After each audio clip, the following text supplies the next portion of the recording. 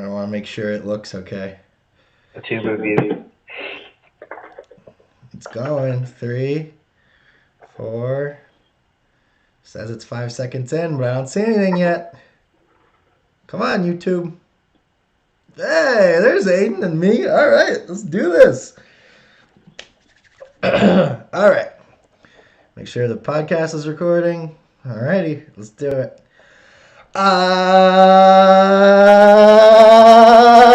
right, ladies and gentlemen, boys and girls, welcome back. Episode 101, featuring the one and only North Carolina fan. If you're watching live on YouTube, Aiden Hoffman joins the show to talk brackets. If you're watching live on Instagram, we've got Aiden. You can see the video. I'm streaming it live on YouTube. This is our first ever live Zoom interview on the Dugout. We are going to only talk about the bracket today because it's the last day you can fill out your brackets. Well, not last day. You have tomorrow morning too, but I wouldn't risk it.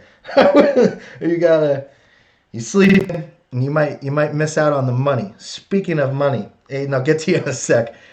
Stoplight enthusiasts. There's 2 groups on the ESPN Tournament Challenge app. There's Stoplight enthusiasts and there's Stoplight enthusiasts $10. If you want to join the $10 one, the password Dave, all lowercase. $10. I think there's already 10 people in it. So third place will get 10, second place will get 20, and right now first place would get $70, whatever, give or take. And however many people join, first place is gonna win. I'm hoping $100 or $200. I hope we get at least 20 people in this thing. And if you want to just join the free group, go ahead and do that.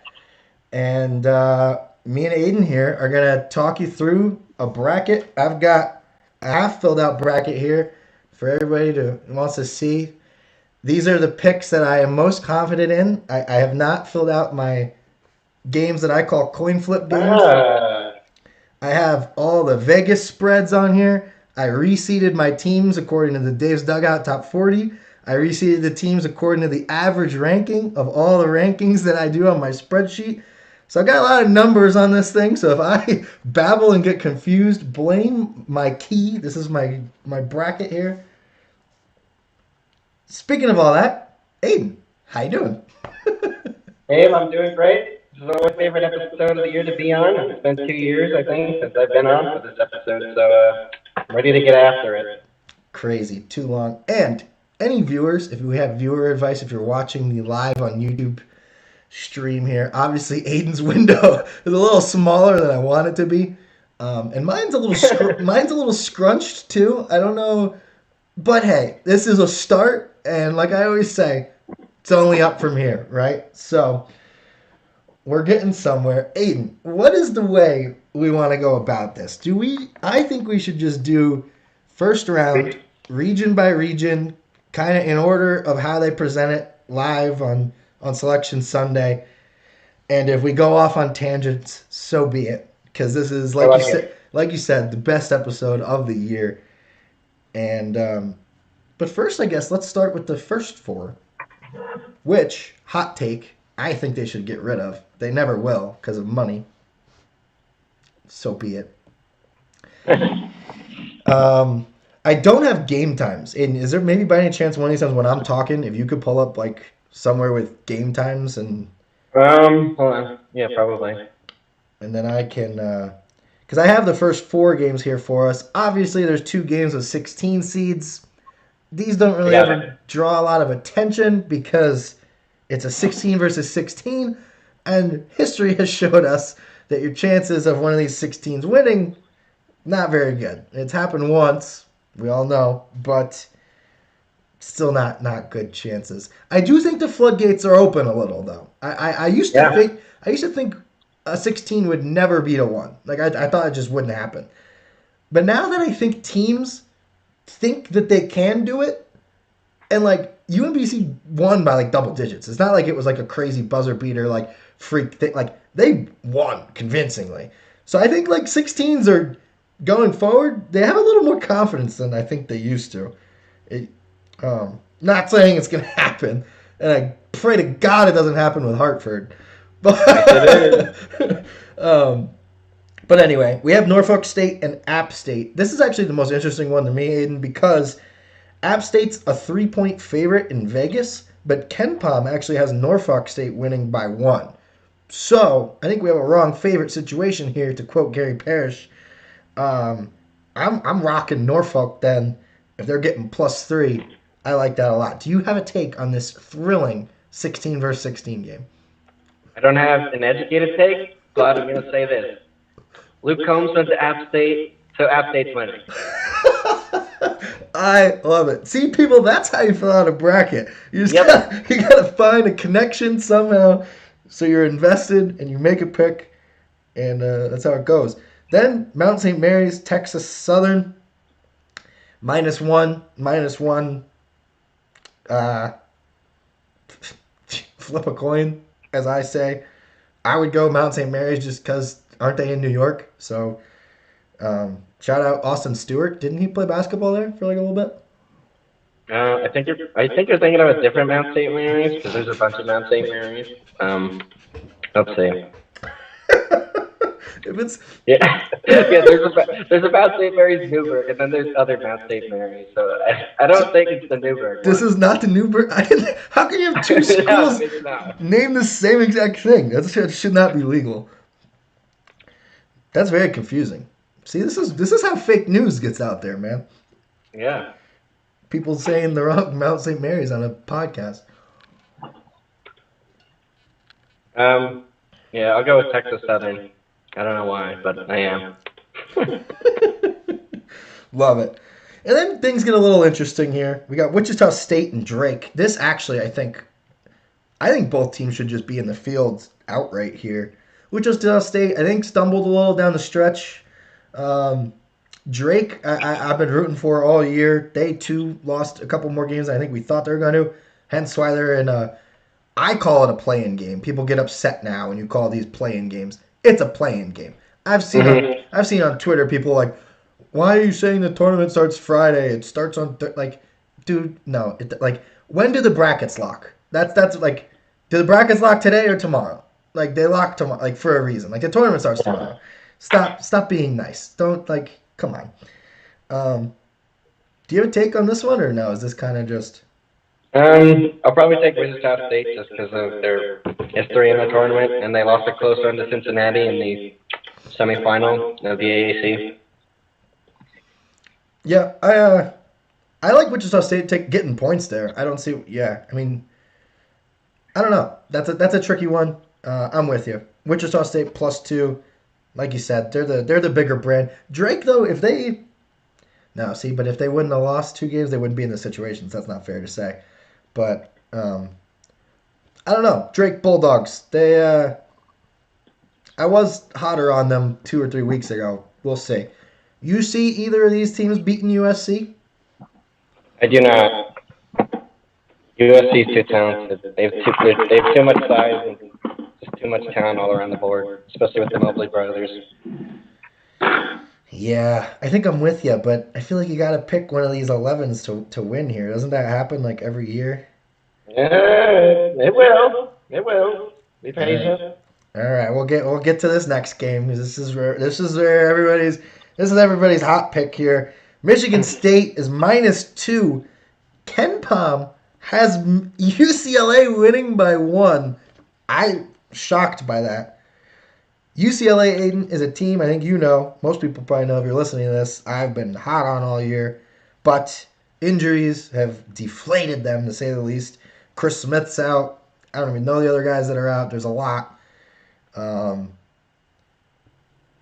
So I don't know if I trust... Jalen Hill's out, I'm pretty sure. The center. I want to ride McCronin here. But the months do go. January, February, Izzo, April. So it is Izzo month, and 95% of the money coming in is on Michigan State. That's tough to beat. Aiden, my take. Actually, you go first. What do you think about this Michigan State UCLA game? Which, by the way, tips off far too late. Like 9:30 on the East Coast. 9:57. Absurd. That is the stupidest thing I've ever heard of. For the biggest game of the day to put at midnight is ridiculous. But so you have a take on that one?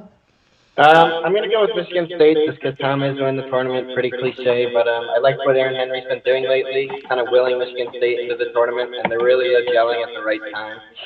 And I mean, UCLA is a good team, and actually Jalen Hill, it's not the UCLA Jalen Hill that's out, so that's my mistake. That actually changes a lot. But I still think Michigan State takes on UCLA, and then they get things going after that. All right.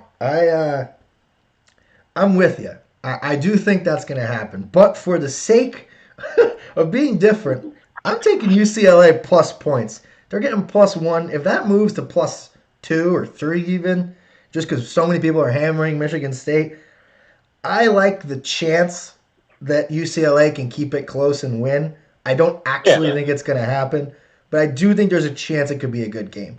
I also do think there's a chance Michigan State could win by 15. But Michigan State has proven to do that. They beat 3 top 10 teams in a row, and then they lose to like Northwestern. So anything's possible. Maybe not in Izzo month, but we'll see. I just obviously you wish the injuries didn't happen for UCLA, but you can't go back on that. So that's the first 4. Aiden, should we go region by region? Because I guess I don't have it in day. I want to do it in like time order, but that'd be. I think we should go. I think we should do round of 32. I think we should do round of 64, then round of 32 for like region by region, and then after that we move on to the Sweet 16 and Elite 8. So like cut it into 3 segments for each region. Okay, so So like the 3 locations, you know. Like also the 3 for people, locations the team plays at. Yeah. So if you're looking at your bracket, hopefully you are while you're watching this. Also, Aiden, by the way, your brother just commented on Instagram. Who's this clown you got on? Doesn't know anything about college basketball. So there's that. But just thought I'd throw that out there in a little wind. I appreciate the love. So if you're looking at your bracket, actually, I think the unique thing about this year, one of the only good things to come out of this stupid pandemic, is all the games on the right side of the bracket are actually happening on Friday, and then all the games on the left side of the bracket are happening on Saturday, which is I think very cool for just like a aesthetic perspective. Like it's just gonna be easier to track what's going on tomorrow. Usually, the games are like all over the place. You're like you don't know where it is. So all the games are just on one side. I think that's gonna look cool, especially for people that like make it out of tomorrow with a perfect bracket still intact. That's gonna look cool to have like that whole side of the bracket perfect. If you're lucky enough to do that, good luck. I've never made it out of the first day with a perfect bracket, so listen to my picks. That's a very convincing way to do this. But all right, Aiden. First up, Gonzaga. We're going. Gonzaga's going to win the first game, I'm assuming. Yep. Move on. So 8 versus 9, Oklahoma, Missouri. Who you got? This is a big game. Oklahoma's second best scorer, Davion Harmon, is actually out because he tested positive for COVID. So I'm going to go with Missouri and Drew Smith and Xavier Pinton. I just think that Missouri's a more complete team right now just due to the fact that Davion Harmon is a big piece of Oklahoma, and I don't think Austin Reeves can do it by himself, but I think he's going to put on a show. Yeah, I'm glad you said that. And this is actually why I'm waiting longer than I ever have to make a bracket because of things like this. And I think it's only going to be inevitable. We're all going to get screwed at some point. Specifically speaking, Kansas and Virginia, but we'll see when we get there. I was leaning Oklahoma. Now with this news breaking last night, second leading scorer, not good news. Before this happened, Aiden, I actually had a super hot take here. I wasn't going to go for the upset, but I think Oklahoma, was going to give Gonzaga the most trouble there for several games. Like, I think Oklahoma was going to give them more of a challenge than essentially almost anyone like in that side of the bracket. I mean, aside from Kansas if they're healthy.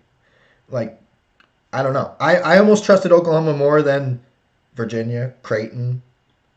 I mean, really, Missouri, anybody on that side of the bracket there. So, I don't know. I almost still. I haven't really been hot on Missouri all year. I I almost still want to take Oklahoma, but it sounds stupid to do without their with this news. But I'm gonna do it. I'm still gonna ride Oklahoma in a close one. Flip a coin. I do think now. I do think now it leans Missouri though. Yeah, I thought I was really hot. Not even hot. I just thought Oklahoma over Missouri was a lock until this news came out. Yeah, I'm with you. I wasn't even actually thinking of that. Was one of the ones I was like, okay, I can just fill that one out. Whereas usually Yeah. the 8-9s I debate. But so number 5 Creighton versus number 12 the what are they like? Oh man, I had their mascot. The Gauchos? Is that what they the Gauchos? Something. Anyway, 12 versus 5s are trendy picks for good reason. Last time we had a tournament, which was sadly was not last year, 3 12s beat a 5. One of them usually always happens. Aiden, is this one of them? It is one of them, and I'll tell you why. Whoa. Creighton got embarrassed by Georgetown in the ACC championship game. Creighton has internal issues, struggles with the coach and the player relations because of what Coach McDermott said. I don't know why he said it, but it was stupid. And I don't know. I mean, they just don't look the same, and we don't have a trust in your coach and the players. When there's a lack of trust there, it leads to just chaos. But also, UC Santa Barbara is a hot team. Ja'Cory McClellan is getting very hot right now, and he looks good. And it's just a 12-5 that looks good to me. Not necessarily because UCSB is that talented. I mean, they have potential to make a long run, make a Cinderella run, but just more so, Creighton looks pretty bad right now. I mean, that Georgetown loss is inexplicable. Yeah, I think I'm with you, and I think that's the general take here. There's part of me that wants to say getting embarrassed like that in the championship, like you have a bounce back game. Mm-hmm. That's the other like. There's two I feel like there's just two ways this can go. Either Creighton's gonna bounce back and be like the top 15 team we thought they were, or they're just like you said with these coaching problems and stuff. They're done for. They're just a shell of what they were. I'm hoping they're rallying in this bubble. They've earned the coach has earned their trust back. A mistake's a mistake. I don't know the particulars on that. I know it's a touchy subject. So I don't know. I'm gonna ride Creighton just because I want them to be the top 15 team that they were. I don't know if they can do it, but if they can, they're capable of winning 2 games here. Yeah, I mean, this honestly, this 4-5 like location right here, to me, it looks like the weakest 4-5 location on the whole bracket. Like Virginia doesn't impress me either, and Creighton, I'm not hot on Creighton either. Like this 4-5 is not very strong to me, honestly. Yeah. So speaking of, the next one is Virginia, Ohio. I think this is going to be a trendy spot for people with a 12-13 here in the second round. I wouldn't be shocked. Virginia's the better team, but with COVID, I mean this year, like March Madness isn't hard enough. Now we have to like worry about if teams are healthy.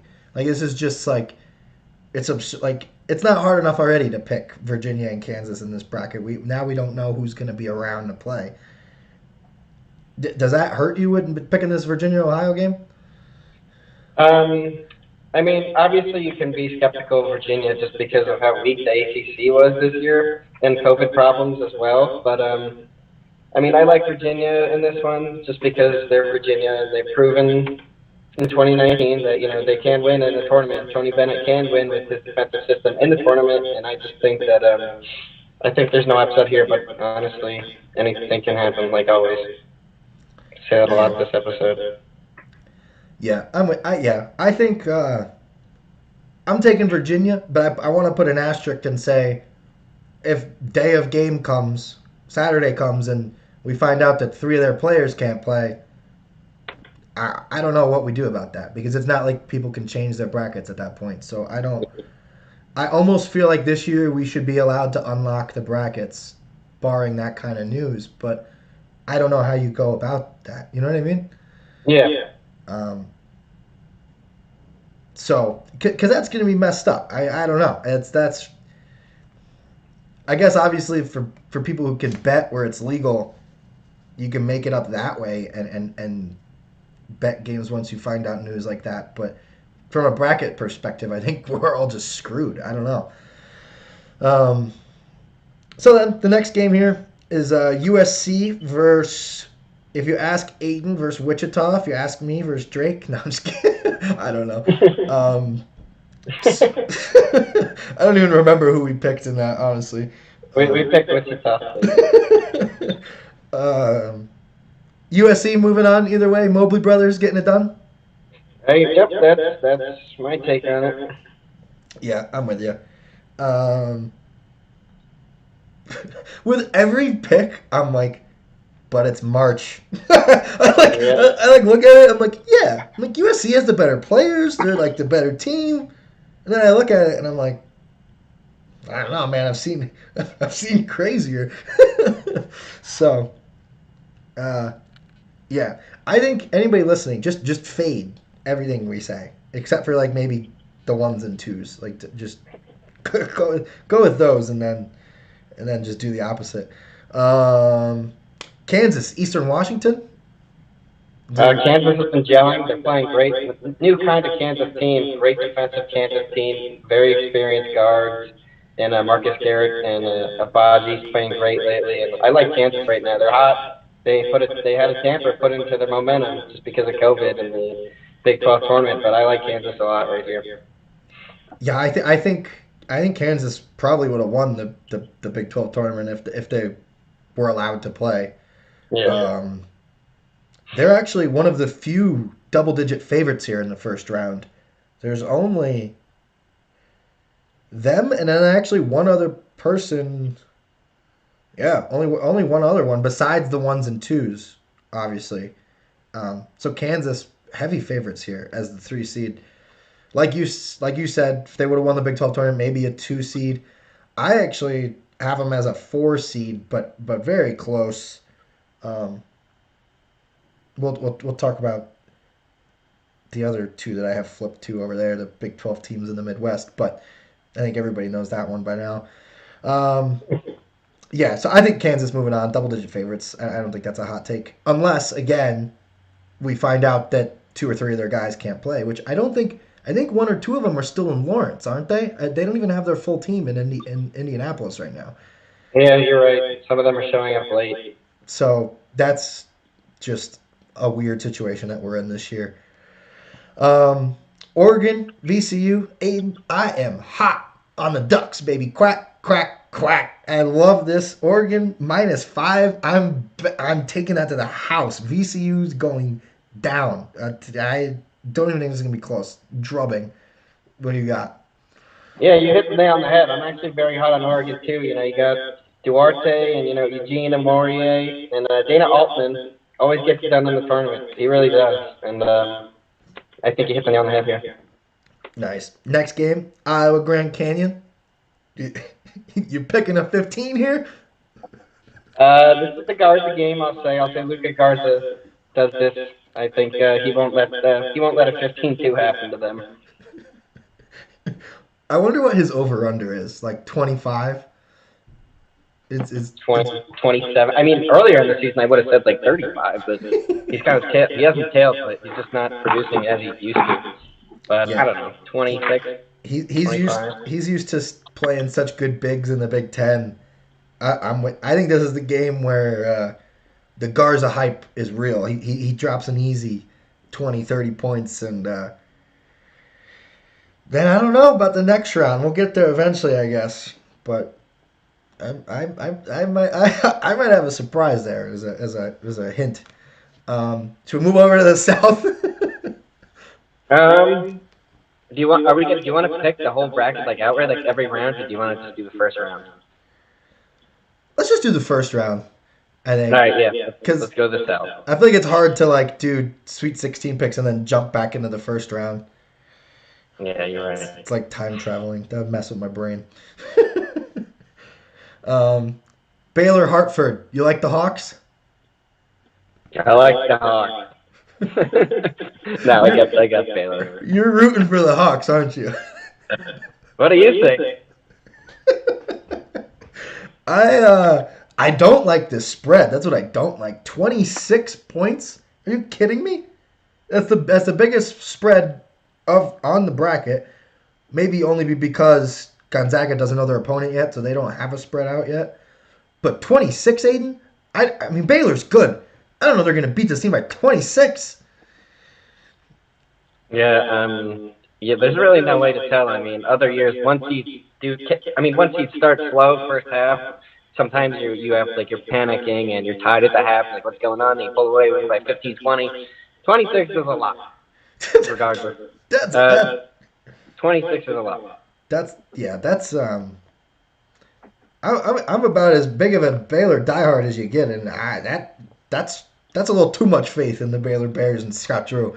26, I don't know, man. How do you beat a team by 30? And like, no bad teams are playing in March. Like, I get there's lesser opponents, but like, nobody's bad.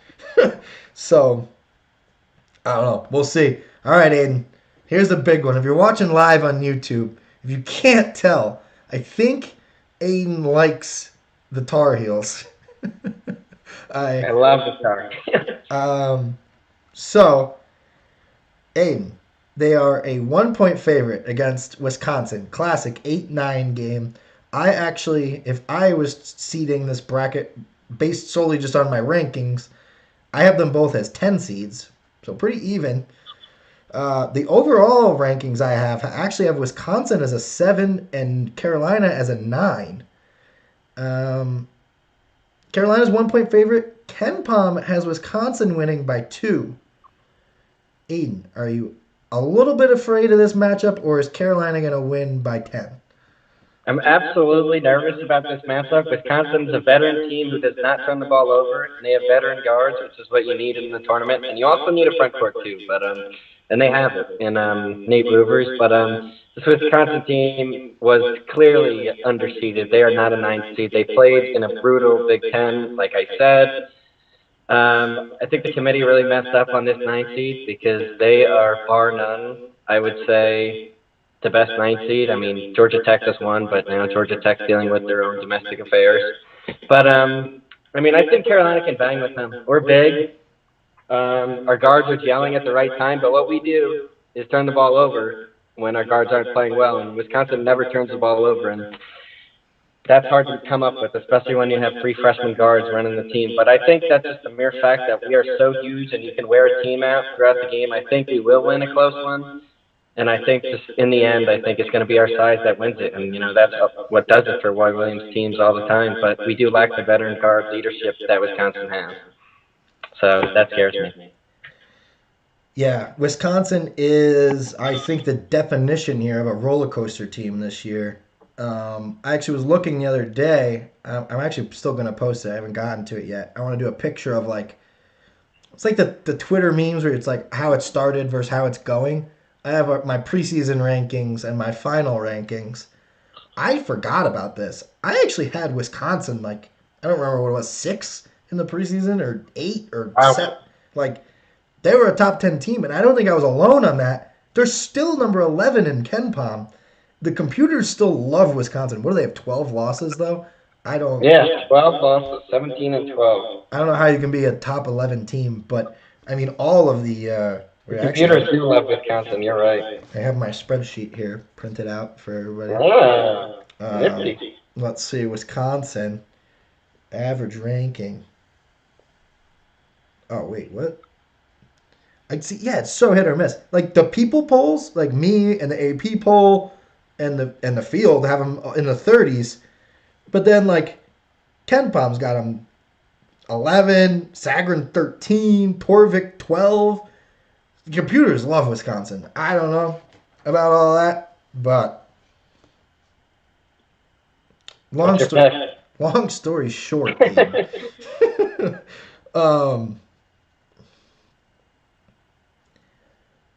I think, oh man, it's hard to go against North Carolina. I mean, you'll look at Carolina in the tournament, and I think the money's coming in on them. Everybody's you got to pick Carolina, right? Man, Wisconsin, if Wisconsin plays well, which I haven't seen them do in God knows how long, I like Carolina to win, but I like Wisconsin to cover. Given a team that the computers love so much, having them as an underdog seems a little ridiculous to me. So if you can get Wisconsin +3, I'm taking that. I just for the pure fact that I think they could easily win this game. But I gotta roll Carolina. I would love to see Baylor versus Carolina. Me too. Speaking of that, I think this is the toughest 8-9 to pick, honestly. yeah, I do. I think this is one of my definitions of a coin flip game. This is pretty. I mean, the fact that it's Vegas has it one way and Ken Pom has it the other is a pretty good sign. That it's like literally just pick one. Um, yeah, man, that's. Well, I guess we'll save the Baylor Carolina talk for a little bit, but 5 versus 12. Like I said, trendy picks here. Uh, Villanova is a 5. Obviously, I have them at a 7 now. The average rankings actually have them at a 4, so they could be. They're 6-point favorites. Ken Pom has them 10-point favorites. That seems crazy to me, Hayden. I do think Villanova should win this game. Could win this game. Will win this game. But if I have to pick a 12 and a 5, and I'm getting 6 or 10 points with Winthrop, I'm taking a team that's only got one loss on the year. I like Winthrop. I actually might even just pick Winthrop straight up. What about you? The Eagles, the one-loss Eagles, they're going to fly, and they're going to fly to round of 32 because Colin Gillespie's out, and they've lost one game, and it's just a 12-5, and it's going to happen because Villanova is depleted, and they didn't look good. They're 2 games without Gillespie, and Winthrop's lost one game. Isn't there part of you though that just says like, oh man, can Jay Wright win though? Jay Wright hadn't won anything before 2016 because Jay Wright can never win the big game. Jay Wright can't win the big game. Jay Wright can't win the tournament.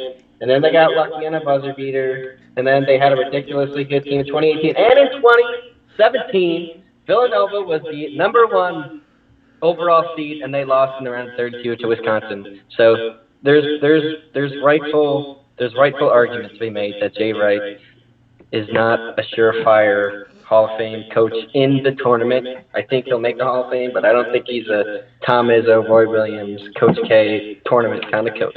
Yeah. Wow. Hot take. I like it. No, I'm with you though. I'm riding.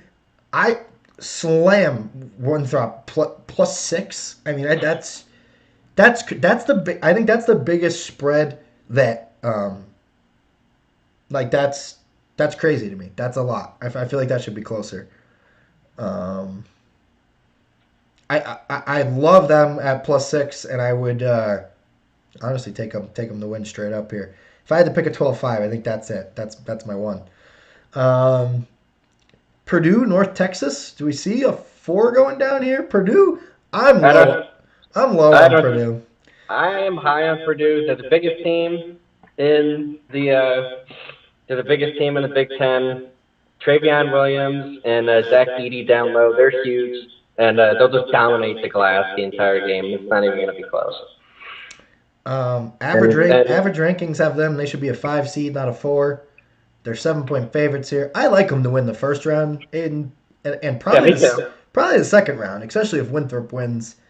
Purdue probably will win again, but they scare me. They always do this. Purdue is always like has 10, 11 losses by March, and it's like, but they're like Wisconsin this year. The computers always love Purdue, and for good reason, I guess. I mean, they're usually pretty good, but I don't trust them though. You know what I mean? Like I think they'll win, but I don't trust them. Yeah, I mean, they're playing a North Texas team that's 17-9. I don't think there's an upset here, and Villanova and Winthrop don't look good candidates to take them off just because of the fact of just like how much they dominate in down low and like high percentage shooting teams that get it into the paint, score a lot of points. Don't rely on the 3-pointer. I mean, I'd like them to advance to the Sweet 16, but I think they're safe to the Sweet 16. Well, but you never know.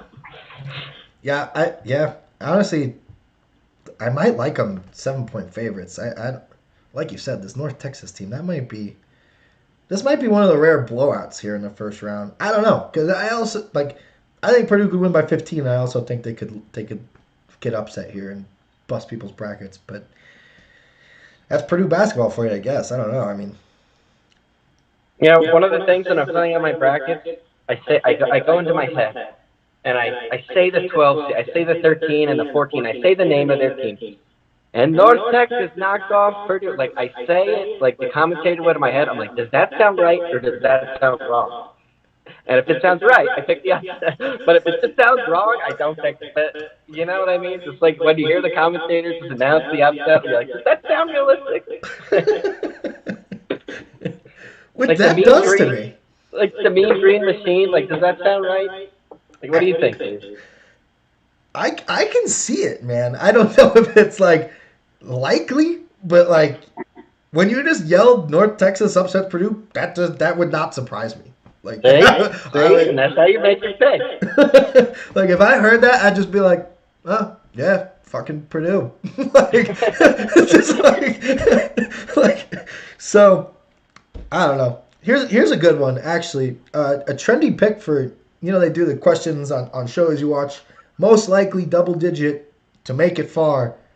A lot of people are saying Utah State, and I would agree if they didn't have to play Texas Tech. Texas Tech, I think, is one of the best.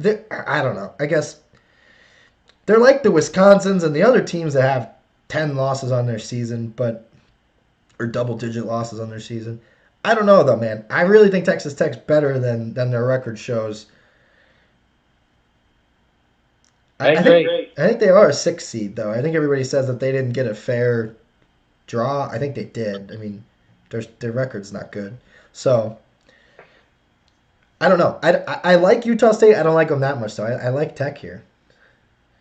I like Tech, too. I think Santos Silva can handle Keita enough to win the game down in the paint, and just the guards of Texas Tech, they defend, they're fast, they get out in transition, and just the addition of McClung scoring, you got Shannon and Edwards, who are both experienced in a Final Four.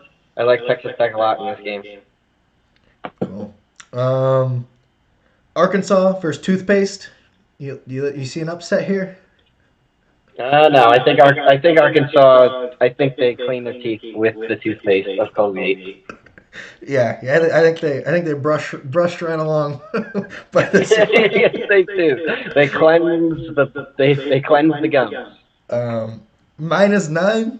That's a lot, but like I think this is a double-digit game. I'd take Arkansas here. Must bus. Hop on the must bus.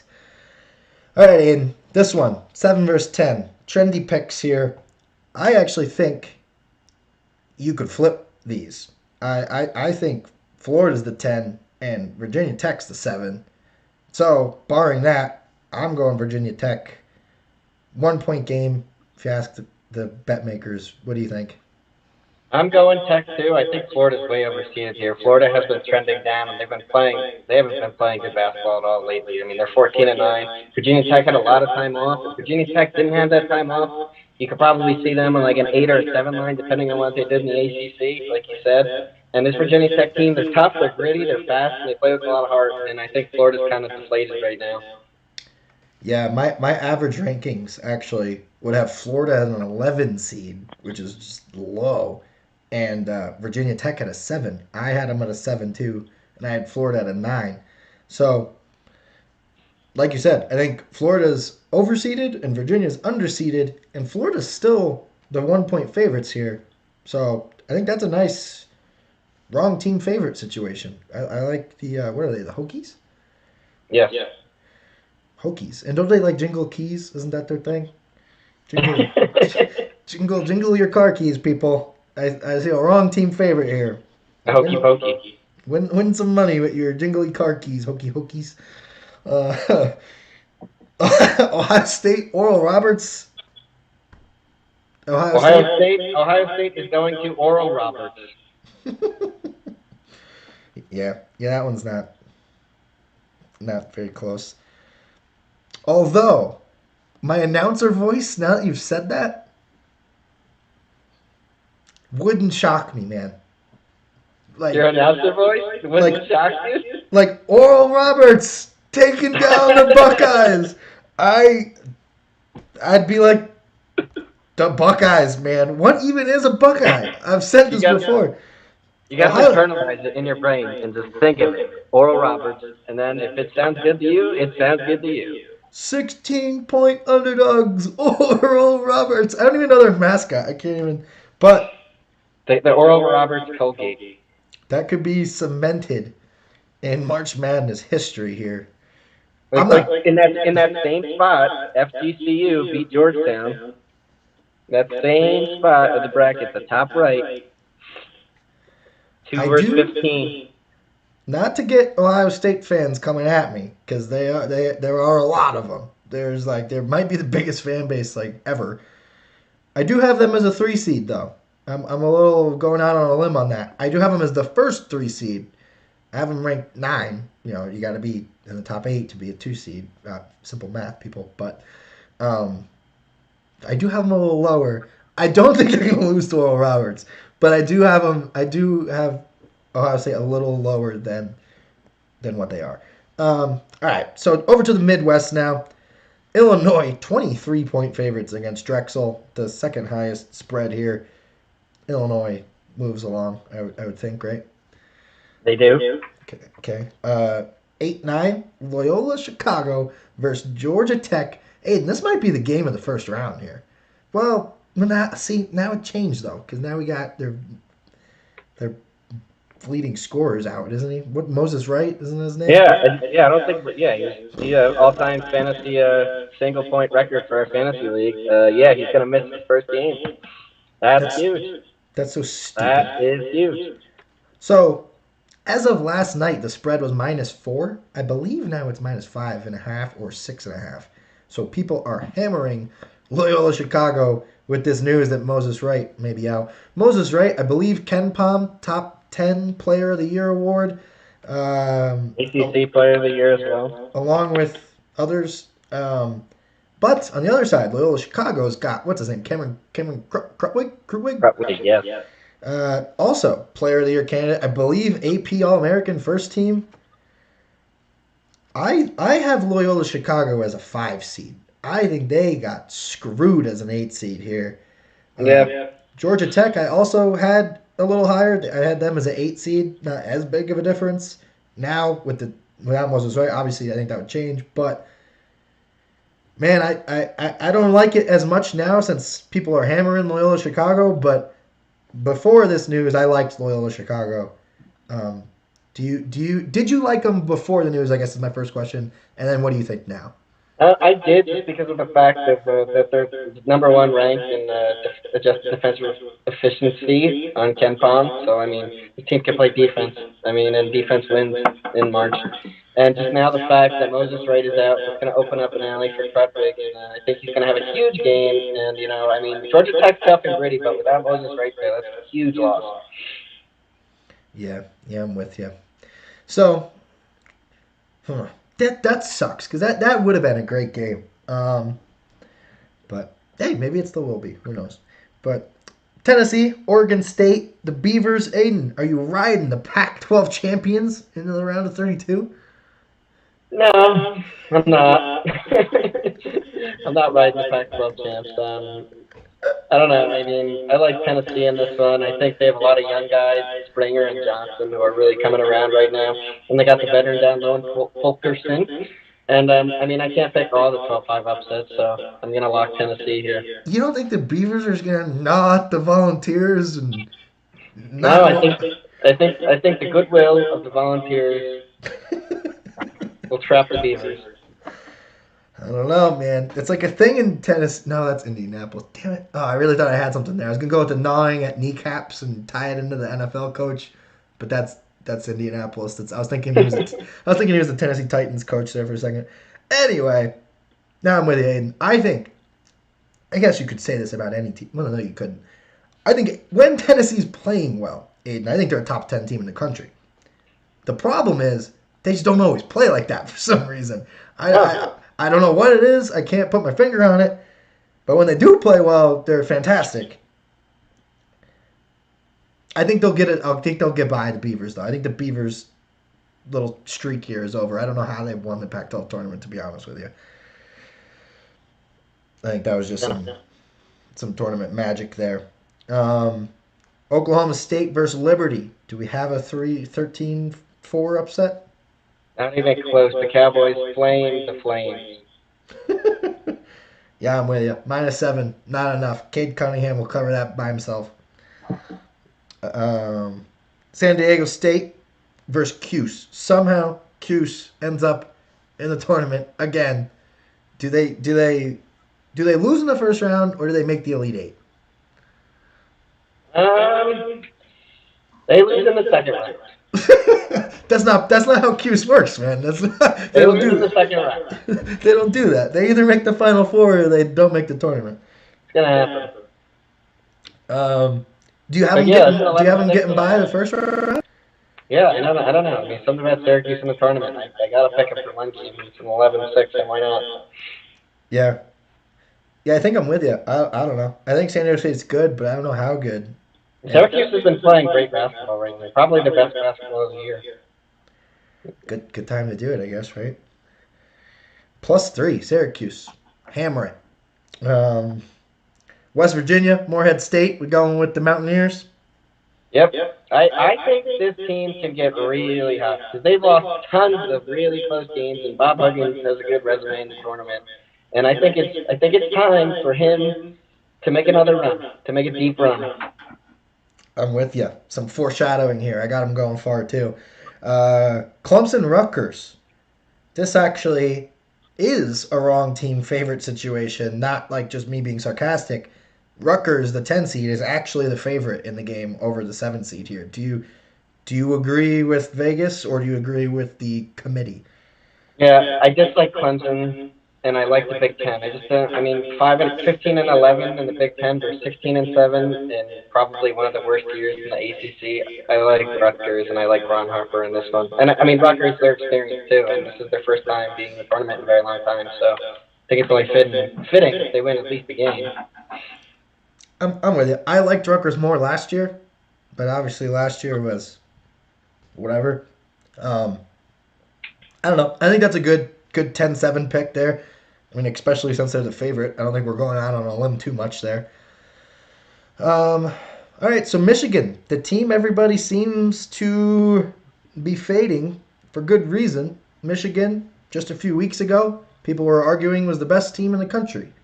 Now, not so much. But do they get by the 16 seed at least, Aiden? They'll get by. They'll get by. I think so too. 7 versus 8. We got 8 versus 9. I have it 7 versus 8. This is one of the coin flips. This is Vegas has it a 1-point game in LSU's favor. The Bonnies have it have the Bonnies winning by 1 for KenPom. So you're flipping a coin, Aiden. What side is it landing on? When I first came on this podcast for this season, I told you I was a big believer in LSU and Will Wade, the American gangster.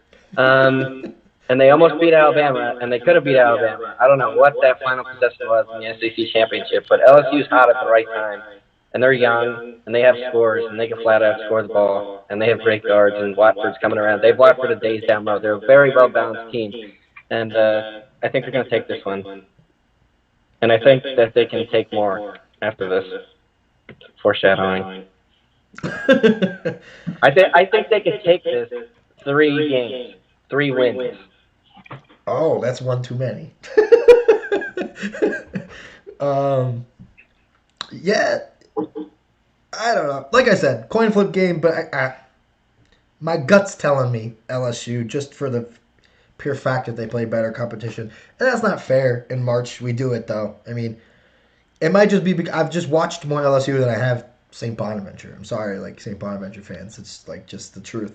So I mean, maybe St. Bonaventure's better than we all know because nobody watches them. It's very possible. But from what I've seen with my own eyes, I think LSU is going to win. I don't know, though. Flip a coin. So, Colorado, Georgetown, 8. I think it's a very similar situation to the last region we talked about with Oregon State. I personally, I've heard the opposite. I think Georgetown's magic and Oregon State's magic from winning their conference tournaments I think it's over. Some people say the momentum can carry over. I think it was Patrick Ewing, the Garden. That's all. Woo! Like they already won, man. They're playing with house money. Like they shouldn't even be here. I like Colorado. No, I completely agree with you. I mean, I don't like Colorado, but I think that they're going to beat Georgetown. I think Colorado's a little overhyped. And Georgetown, they're 13-12 on the season. So, I mean, and Villanova didn't even play at full strength in the Big East tournament, and Creighton had internal issues. So, I think Georgetown's a fluke. That is disrespectful to people named the fourth all over the country. McKinley Wright the fourth says what? Aiden Hoffman doesn't like people named the fourth? I love McKinley Wright. I just don't think his team's that good. No, I kind of agree with you. I think they'll win this one. But coming down the pipe, if it goes the way I think it's gonna go, it's a tough matchup in the next round. Speaking of Florida State versus UNCG, Aiden, your in-state rivals. Do they win a game here in March? I don't think they do, but I'm not as high on Florida State as you are, and I never have been. I mean, just the ACC this year. I mean, Florida State has not been impressing. They got lucky against North Carolina with unbelievably excruciatingly bad officiating, and then they lost to Georgia Tech the next round. I mean, Florida State, I mean, they're good. They have a lot of talent, but they don't have that go-getter on that team. They don't have a go-getter. Scotty Barnes isn't a go-getter. He's too young. He can't go out and get you a basket when you need it. But, I mean, they'll breeze past Greensboro, I'd say. That is my heart hurts. Aiden, Florida State made the Final Four in the 2020 tournament. Did they? They would have. No, I don't. Yeah, obviously, I've been hot on Florida State the last 2 years. They don't get the respect they deserve.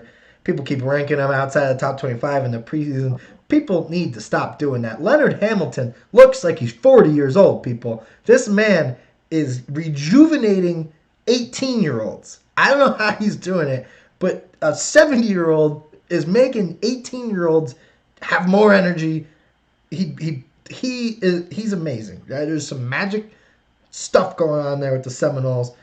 I love it. Aiden, I have Florida State all the way as a 2 seed, if you ask me. Am I a little too high? Probably.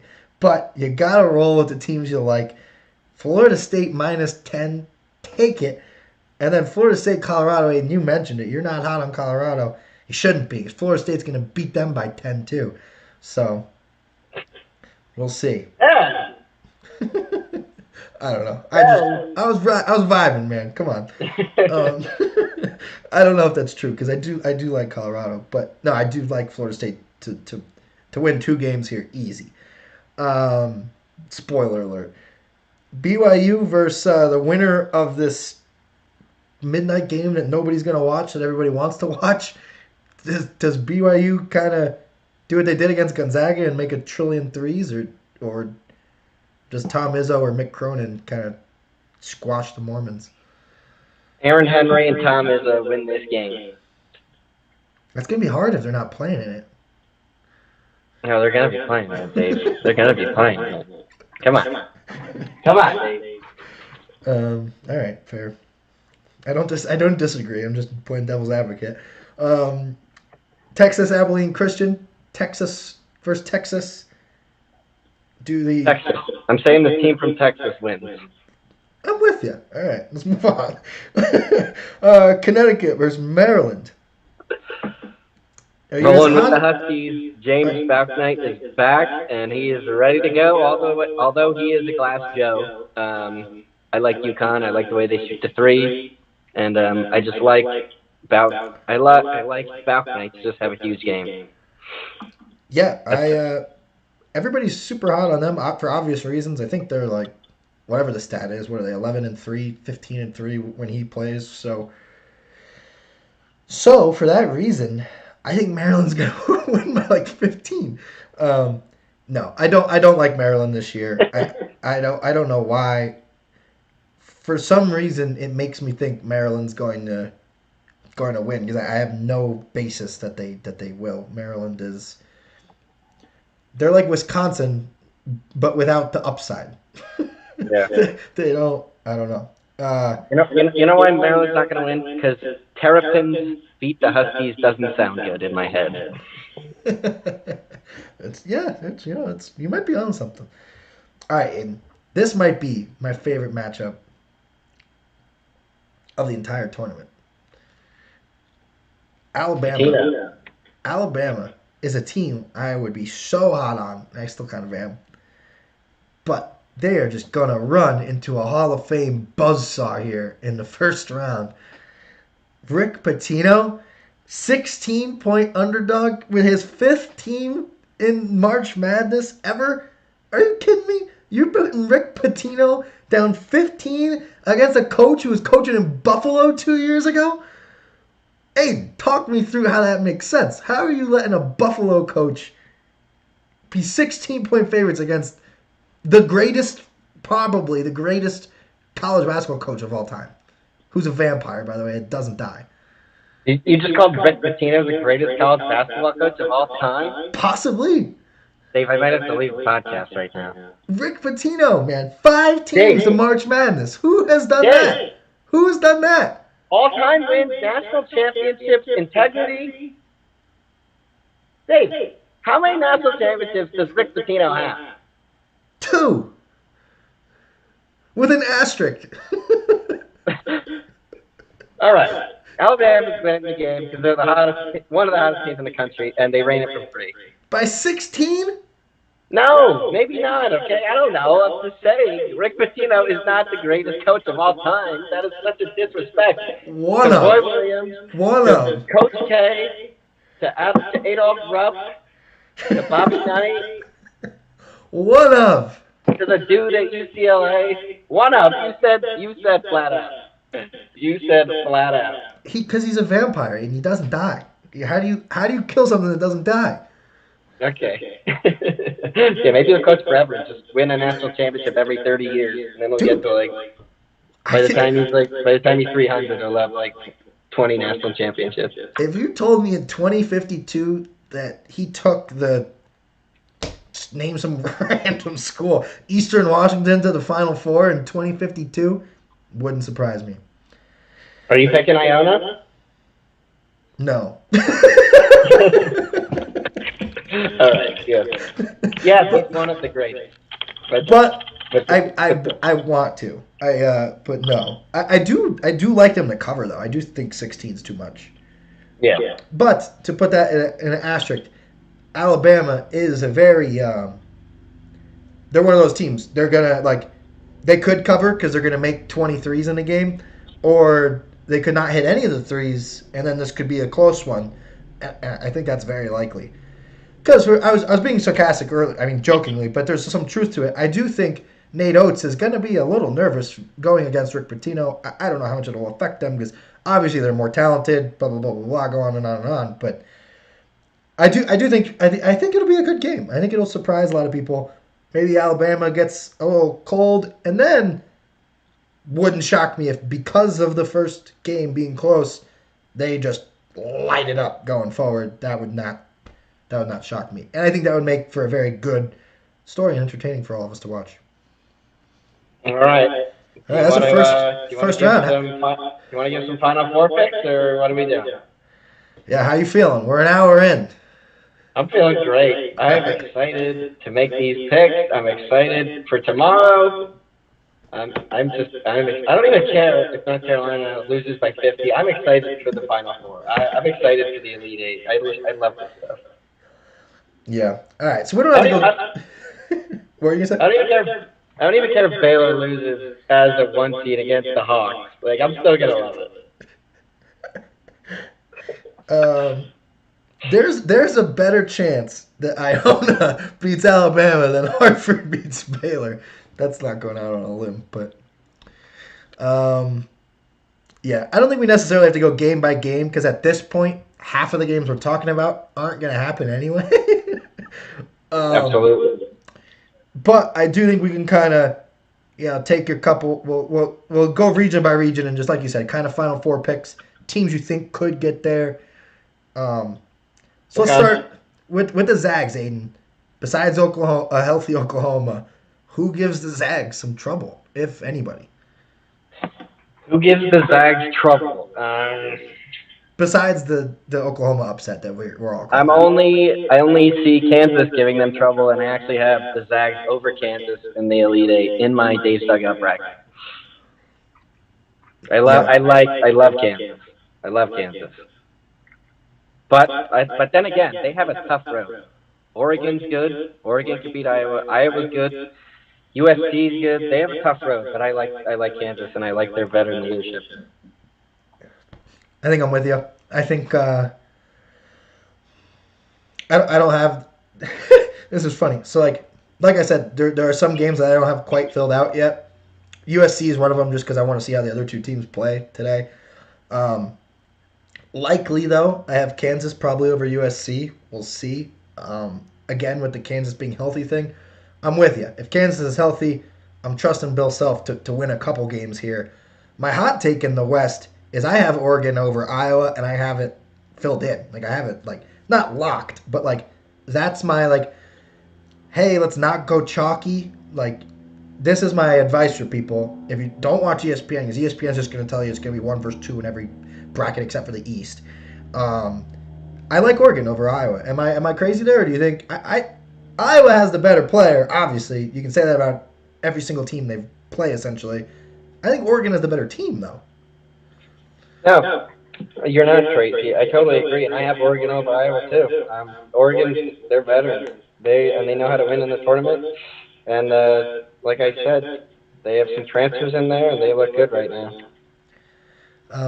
Like I said a little earlier, Creighton, I think if they play well, I think could get to a game versus Gonzaga. I don't know if they will. I hope they do. If Creighton starts playing like the team we all thought they were preseason, I mean, they were a preseason top 10 team. If they can play like that and give Gonzaga a push, I just hope for that for a viewer perspective. Because if Gonzaga's just winning every game by 10, that's not fun for anybody. I don't know. Maybe Gonzaga fans, I personally don't. I want them to win for the story, but I don't want them to just win every game by 10. That's not fun. Yeah, that's what North Carolina did in 2009, and what Villanova did in 2018 or 2019 or 28. Yeah, they just won every game by double digits. Yeah, so it's possible. But then again, dude, I if we have Oregon or Kansas coming out of this to face Gonzaga, I'm not that hot on Kansas or Oregon. I don't know. I really do. I try not to pick Gonzaga, and I still do. Yeah. You have Gonzaga in the Final Four? I do. And you said Kansas is probably the best bet to go against them? Yep. I think Gonzaga and Kansas have a thriller in the Elite Eight. That'd be fun. That's good. That's yeah. You gotta hope Kansas can because they beat them by double digits already. They beat every team in this region by double digits. So let's hope somebody can watch some film and not lose by 10 to Gonzaga this time. All right, so over to our favorite region for good reason. Yeah. We have some fandom in this region, everybody. So let's take that into consideration when me and Aiden pick these games. We might have a little bit of a bias here. Aiden, do you have a number 8 beating a number 1 in the second round? I don't have it, but I don't have it, but it's not impossible. Wow. You got the Bears moving past the Tar Heels? I do. I don't think I'm crazy for saying that, but I also don't think I'm crazy for saying that the size of North Carolina could wear Baylor down in around a 32 matchup. False. No, yeah. I mean, people obviously are oh, it's a scary matchup, and it is. People bring up the good point. Baylor's never made a Final Four. You look over, all of a sudden you're playing these baby blue jerseys and Roy Williams, and it's holy crap, it's only the second round. How the hell did this happen to us? But then again, Baylor's they got the best defensive player in the country, if not 2 of them, and young North Carolina guards that are prone to turn it over. And what do they call Davion Mitchell? They call him Mr. Bad Day, Mr. Turnover. You're going to have a bad day. I'm taking like Carolina 20 turnovers in this one. Um, but like you said, they're big, they're athletic, but I don't Their know. guards are gelling at the right time, Dave. They're gelling at the right time. Not against Mr. Bad Day. He's gonna take Mr. that. Bad Day. He's gonna take your gel and turn it into Yep. concrete. Maybe Mr. Bad Day has Mr. COVID. Maybe it's off day, Mr. Off Day. What do they call him? Something like that. Anyway, I do think it's a scary matchup for the athleticism, but Jonathan Chumwa Chachua, say that name 10 times fast. I did it on TikTok. Go check it out. No, they got no love, man. Jay Billis on a broadcast is like, say that 10 times fast. So on the commercial break, I take out my phone, like, Jonathan Chumwa Chachua, Jonathan Chumwa Chachua. It's really not that hard. Like, it's like, like I did it 10 times, and I was like, okay, and nothing, nobody. So. Chabalagawa. Flow Samba. I want a remix. How's that not a song yet? The Mo Bamba Flow Thamba remix. Hey, watch him hit the game winner to win the national championship. Then they'll make a Flow Samba remix. Why would he even be in the game at that point? Dude, I would blast that song at Flow Thamba. Like, Flow Thamba doesn't score much. If he hit a game winner, I would freak out. Do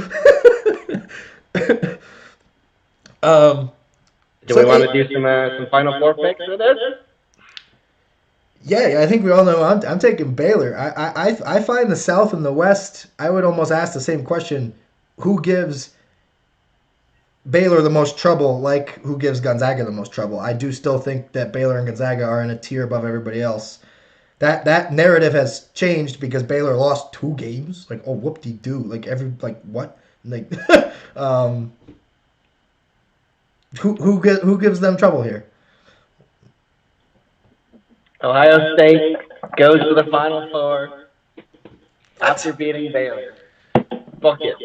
The Buckeyes? The Buckeyes go to the Final Four. I'll believe you if you could tell me what a Buckeye is. It's an eye of a buck. If anybody out there can tell me what a Buckeye is, I will bet against. A Buckeye is going to be the thing that has you kicking yourself for 10 years after Baylor's one shot. No. We'll run it back next year. We got talent coming down the pipe. Mark my words, Dave. It's 3:01. When the Elite Eight comes on whatever day that is, 3:28. 3:28 is going to be Ohio State against Baylor, and Ohio State is taking it to the Final Four. This is a Scott Drew team without 5-star recruits. Imagine what Scott Drew can do with 5-star recruits. Like, just. You know, you say that, but honestly, different coaches develop players in different ways. When North Carolina had their run, 16 and 17, back-to-back national championships, there were a couple 5-stars in there, but the core of that team was like recruits in like the 60 to 90 range of the ESPN Top 100, and they stayed there, and they developed, and they thrived. Now, in the past 2 years, North Carolina had Cole Anthony, Armando Bacot, Caleb Love, Day'Ron Sharp, all 5-star recruits. Like, oh, they're gonna beat the brakes off. Like, they're like 6. They're like 6 in the preseason last year, 12th preseason. Roy doesn't do as well when he's relying on these 5-star, young 5-stars around his team. But when they stay for 3 to 4 years, that's when you get those teams who just dominate for like 2 to 3 year stretches and get 3 1 seeds and 2 national championships. No, I couldn't agree more. There needs to be a fine mixture. I was gonna say, I do think though Baylor's gonna have a unique situation here next year, maybe like Gonzaga this year, where Gonzaga's a very similar situation. They do great with lower recruits, but now you throw in Jalen Suggs. It's like you just throw in like a top 20 point guard, and like, holy crap, look what happens. I think Baylor with LJ Cryer next year is gonna be. I think everybody's gonna know that name come this time next year. We'll see. Hot take, but. Aiden, I couldn't disagree more here with your Elite Eight pick. I got Ohio State losing to either Texas Tech or Arkansas. I don't know which one it's going to be. I'm hot on the must bus. I actually, in my rankings, I would have Arkansas as the 2 seed and Ohio State as the 3 seed. So I think Ohio State loses that one either way. It's Ohio State's time. It is their time. It is their time. They're going to the Final Four. I'm telling you right now. I I don't know why. I'm just feeling like maybe like national championship game for football, national championship game for basketball. Like it looks good, and Alabama, it Ohio sounds State basketball. That would be crazy. it sounds good too. um, Imagine Jim Nance saying, "And the Buckeyes fend off Baylor." I would love to like hear what he says about what a Buckeye is off air. Like, and the Buckeyes win, and then like goes to commercial break, and you hear him like, "What is a Buckeye?" That's gonna be my new slogan for the rest of March until they beat Baylor, and then I'm gonna hate myself. Um, yeah. So, do you like Texas Tech or Arkansas? If it weren't for Ohio State, do you trust either of them or anybody else in this region, or no? I honestly trust Texas Tech more than I trust Arkansas, just because Texas Tech has they made the Final Four 2 years ago, and just I mean Arkansas they lost. Who they lose to in the SEC tournament? Not sure. But I mean, they lost the SEC tournament when they were really hot. I mean, they are hot. And they do shoot the three very well. But I don't know. I like Chris Beard as a coach in March, and like he gives me more faith than Arkansas does. Yeah, I hope we see that matchup. But I do love both teams, and that round of 32 matchup, if that does materialize, will be a great game. Yeah, I hope that happens because that would be a fantastic game. All right, Aiden, Midwest. Okay, everybody sit down because I am going out on a limb here. Turn on ESPN right now. I bet you right now somebody's talking about Illinois making the Final Four. It's very possible. Believe me. I know what you're gonna say.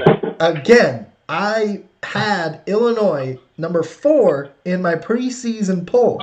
So do I think Illinois is a Final Four caliber team? Yes. Like, Illinois fans, pump the brakes. I just, things happen in March. That's like, Loyola Chicago is a top 10 KenPom team. I have them as a 5 seed. They're going to have to play a 5 seed in the second round. And they shouldn't have to. It's not their fault. Like, this is just bad, I don't know. They got karma, juju, I don't know what, like, why they got such a good 8 seed, but they did. And I am calling the Loyola Chicago Illinois upset. And even if they win, if Illinois wins, I think they're going to have to play Oklahoma State. And I think they're still going to lose that one.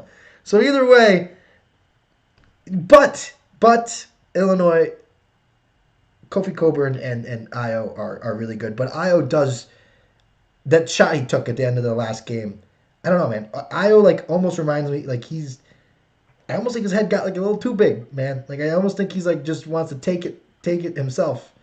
I don't know if that's how you win in March, dude. Want to give me a pick? Final Four pick?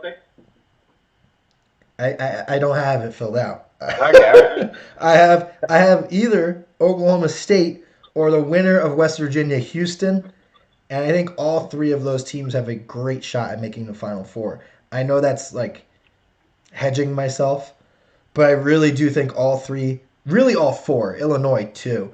I think Illinois, Oklahoma State, West Virginia, and Houston. Like how everyone's picking the East, it seems like everyone has a different Final Four pick in the East. I think it should be that way in the Midwest.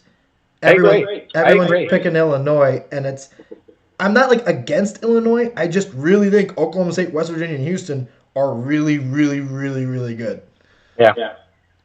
I am flustered, Dave. I am absolutely flustered with Illinois. I love them. I hate them. I love them. Dave, I don't know what to do with Illinois, and it's upsetting me, and I have this bias because Io DeSumo won me the championship, as you all know.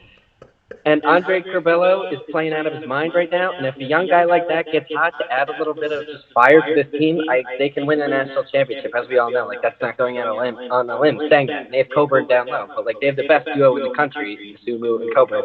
But then again, they have to play probably Loyola Chicago, probably Oklahoma State, then West Virginia or Houston. I mean, this is a really tough draw, and I wouldn't be surprised if they won all those games. But I just, like, when do I pick them to lose? Because I don't think they're going to win. But then again, like, I lose sleep I lose sleep at night over this team because just I have a bias in there, but I also think that they're extremely good and extremely talented. I really don't know what to do. I mean, I do have them losing to Oklahoma State in the Sweet 16 because Oklahoma State, to me, they're legitimate. When you have a player like Cade Cunningham, he's like a star that can take you to the Final Four, and I wouldn't be surprised if they made the Final Four. But I mean, just Illinois really grinds my gears. Yeah, I couldn't agree more. And I don't know why people aren't talking about this more. I think the Midwest is so hard to pick. I mean, and like we're both doing it. I think Oklahoma State's almost a trendy Cinderella. If Tennessee just randomly plays as well as they can, that could screw me too. I mean, that would not shock me if Tennessee wins that. And I don't know if Tennessee can beat Illinois, but it's possible. I don't know. I wouldn't bet on it, but like, and then if we see Oklahoma State, West Virginia there in the Elite Eight, I like Oklahoma State, but like, I don't think like how do you beat West Virginia 3 times in a row? Like, That's what I'm saying. Yeah. That's like, what my pick. My pick is actually West Virginia over Oklahoma State. Bob Huggins gets to the Final Four again, first time in a long time. Because I say West Virginia gets over the hump. Like I've been saying, they've been losing so many close games that I feel like I just feel like they're going to sprout and they're just going to start to finally just get over the hump and win these games and ride Derek Culver into the sunset in Indianapolis. Not win it, but I think they're my pick for the Final Four. I mean, it's not a very confident pick, but I just feel it. I have that announcer in my head. I'm with you. If we get it, West Virginia Houston, I think will be a great game. And since you're picking West Virginia, I'll just go Houston just to have some parity here in the podcast. But I really would love to see Bob Huggins in the Final Four. Truly, just as a fan, like I think that would be awesome. And all year, I've thought West Virginia has been fantastic. Like you said, yeah. they've racked up quite a few losses, but like you said, they've been close and they've been. I mean, they pushed Gonzaga. I mean, I know it was a long time ago, but and they pushed Baylor. Like like West Virginia is legit, man. Yeah, like honestly, if I had to root for a team other than North Carolina, it'd be West Virginia, LSU, and Illinois. Just because I loved it. I love the way they all play. Cool. Yeah. So surprisingly, I think we're kind of on the same page there. I like Illinois to make the Final Four. I just think it's gonna be really, really hard. Is all I'm like. This is brutal. This is reminiscent of North Carolina in 2017 when they had 3-seed UCLA, 2-seed Kentucky with Malik Monk, 4-seed Butler, and then they had like a good 5 and 6. But like this is a gauntlet. Like this is a fiery gauntlet they have to get out of. Yeah. So over to the East, Aiden. I think it's similar situation here. Do you pardon me here, this isn't my take, but Aiden, I think it would make for the best March Madness story if Michigan wins, somehow they beat Florida State or Colorado, and then we can get Livers back off the fractured foot or whatever he has, stress fracture, whatever they call it. And he comes back because they made the Elite Eight, and then they make the Final Four when nobody thought they could. That is a March Madness story for me. Is there a chance that happens? There's absolutely a chance that happens. I mean, everyone's kind of writing them off, but it's just a very good team with a lot of momentum. And when you have Dickinson and you have Franz Wagner down low playing the way they are, I mean, this team can go anywhere. I mean, and I don't think, they can beat LSU, they can beat Florida State, and then it's just a matter of can we get Livers back for Bama or Texas? And don't sleep on Texas either, because this team can win the whole thing. Texas can win the whole thing. But I mean, it's not out of the realm of possibilities. I can see it happening, but I mean, that's not my pick. But like Michigan, don't write them off too soon, even though I'm writing them off in my bracket. Well, I don't think Texas can win the whole thing. Is how are they going to get past Iona? True. I didn't think of that one. I'm kidding. But for real, who do you have making that out of this side? I'm not going name brand right here. I want to go Texas. I have Texas for some of my other brackets, but I have the Crimson Tide to the Final Four, the college football Final Four, and the college basketball Final Four, just like Ohio State. And then I have Notre Dame as a write-in after they finally get in from all the COVID teams that come out. And then I have Clemson.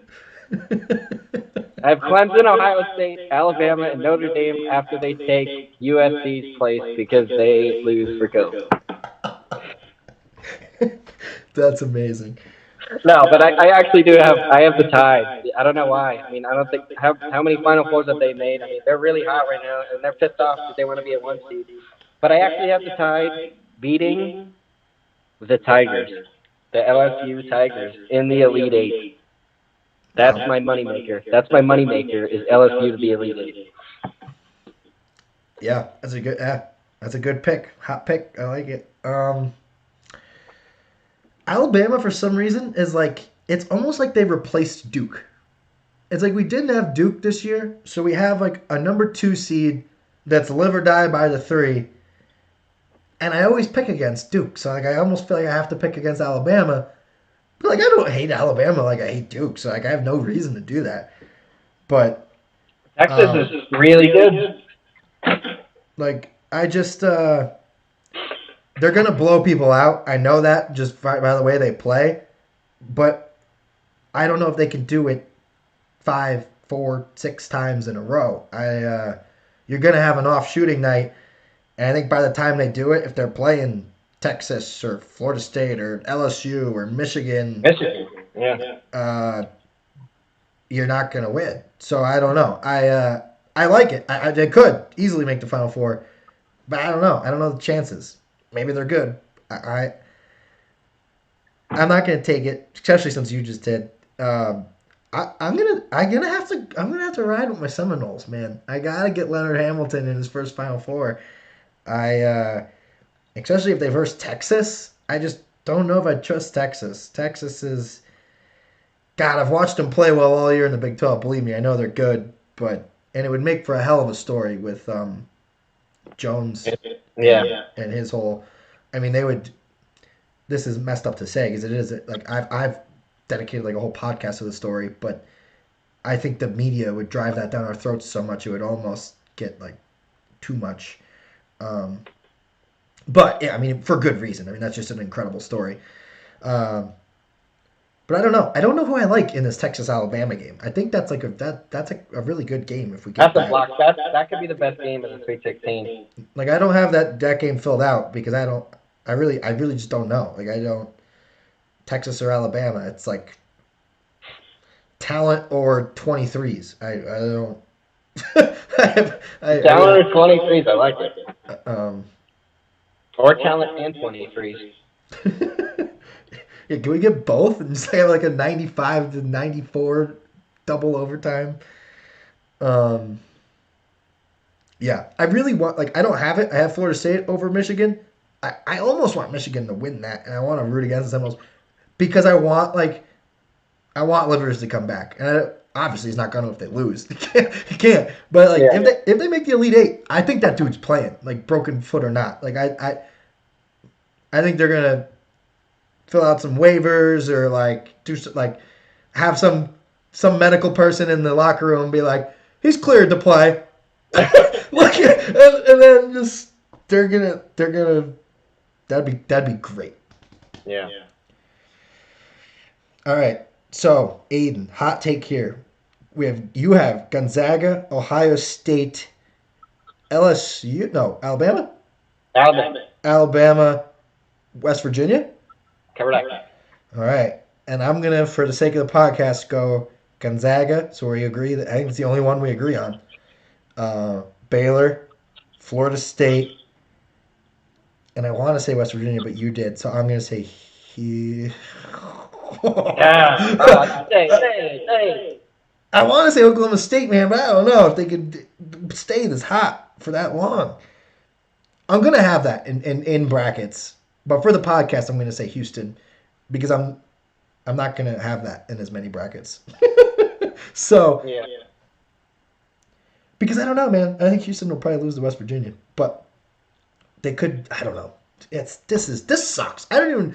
This is so hard. This is like, Usually I'm more confident, but this year I'm like overthinking. I'm like, there's gonna be so many upsets. Like, how do I pick all these upsets? It's like, and it's just like I'm gonna pick so many upsets, and there's gonna be upsets. It's not gonna be the ones I pick, so I'm just gonna get double screwed because I'm not gonna have like the ones, it's I'm gonna come in second to last again. I know it. This always happens to me.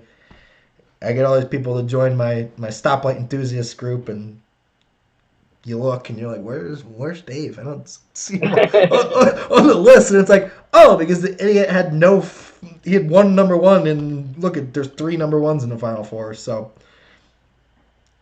I don't know.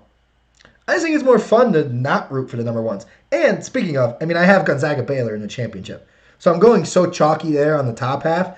I have to have all this madness on the bottom half because there's got to be madness somewhere, right? It's March Madness. Yeah. So, who you got cutting down the nets? Gonzaga.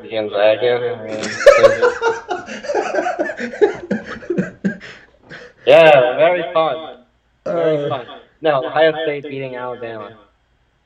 No, just kidding. Imagine, I'd probably do that though. Ohio State beating Alabama or Alabama beating Ohio State.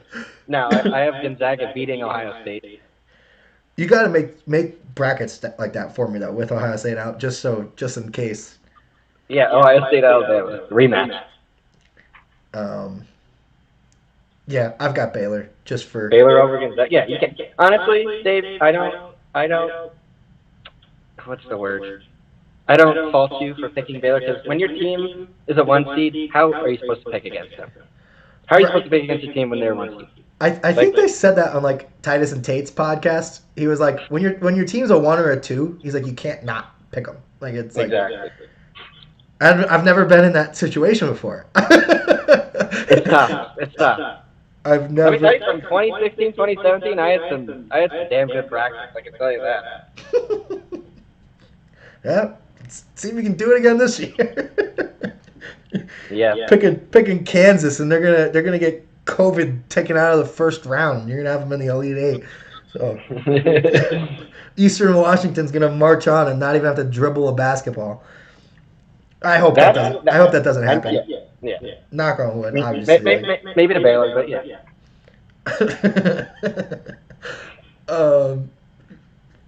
Yeah, I hope that doesn't happen to anyone. Just for the kids' sakes, honestly. Not even from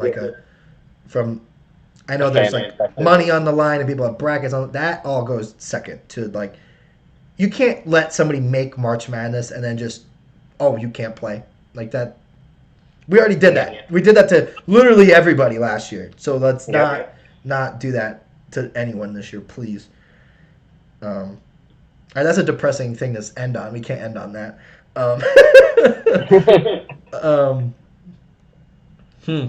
I got nothing left though. We've been talking forever. Yeah. I mean, let's see. Mark Few and Bob Huggins in the Final Four. That's a good storyline. Few back at it again. Few finally getting over the hump. Bob Huggins getting back to the Final Four with Derek Culver.